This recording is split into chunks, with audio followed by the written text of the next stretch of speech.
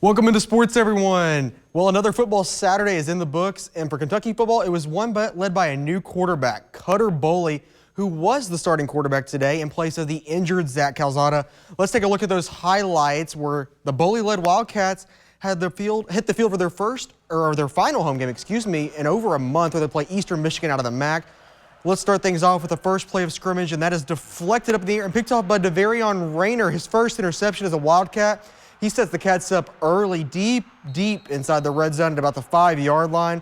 And then just a few plays later, Seth McGowan gets the ball from Cutter Boley, breaks a tackle here, goes out to the right side, gets a shirt pulled, doesn't matter. He's still in the end zone. He hits him with the too small 7-0 Cats early in the first quarter. Earlier mentioned that quarterback change. Well, here's Cutter Boley rolling out to his right, firing to his left, and look at this catch by Josh Caddis over the linebacker. Yeah, point for that first down. That's a great play by Caddis. Made that look easy. How about a few plays later, Boley hands it off to McGowan again, and McGowan just right up the middle runs it with ease. That's 2 touchdowns on the game for McGowan, and Kentucky 14-0 up early. You would see in Eastern Michigan a few plays later after the next drive. They'd get into field goal range. They'd kick this one up to make it 14-3 in the first half. But let's see more Cutter Boley, because that's what we saw a lot of in this one. He steps back, hesitates a little, and finds his guy, Willie Rodriguez, in the corner of the end zone. That's one of 2 touchdowns in this one for the Cats from Boley. He also had 240 yards in this one, 12 for 21 completion percentage in his first start of the year. Also, Seth McGowan, how about him today? He had another touchdown in this one beside the 2 that you saw. That makes 6 in 3 games for him. And oh yeah, Kentucky's offense looked good today. They took down their second MAC opponent of the year and moved to 2-1 on the season. The Cats will have a bye week next week before heading to Columbia the week after to take on South Carolina on September 27th.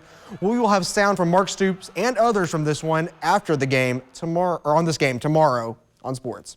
All right, let's take a look at some other scores from around the Bluegrass today. Let's start off with Georgetown College. They hosted Warner College from Florida earlier on Saturday. They're trying to stay perfect on the year. We start this off with running back Guy Bailey, who found a gaping hole for the Tigers and gets a big gain. Tripped up at the end there. However, he set the Tigers up in great field position. They'd score here to go up 7-0 in the first half. But the real star today for the Tiger defense. How about big number 46, Darion Neal, the linebacker, not letting Warner get anything going here. Yes, celebrate that hit, big fella. You deserve to. How about this one? Warner tries to gain yardage again, and he just runs into an ambush of Tigers who swarmed the back.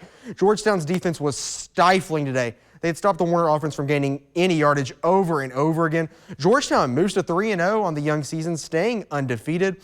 They have a matchup on the road at St. Thomas next weekend. All right, let's go to Eastern Kentucky's game. They traveled to Marshall this evening, fresh off their first win of the year last weekend. This one did not start quite as well. First quarter, Marshall with the ball in plus territory. Quarterback Carlos Del Rio Wilson gets past the Colonel defense in the end zone.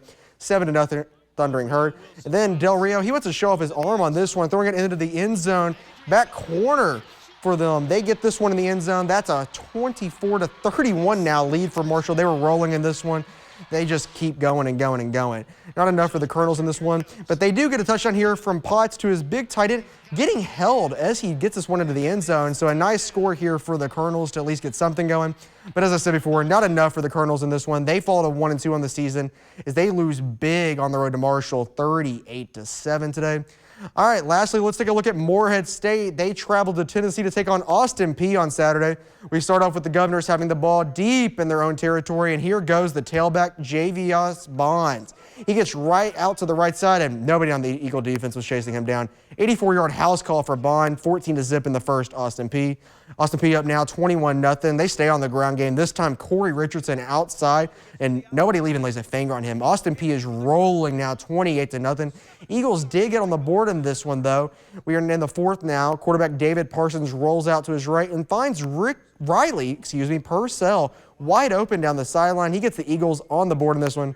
Morehead State, though, still a rough one today. They do drop this one 56-7 to Austin Peay, in part to a dominant offensive day by the Governors.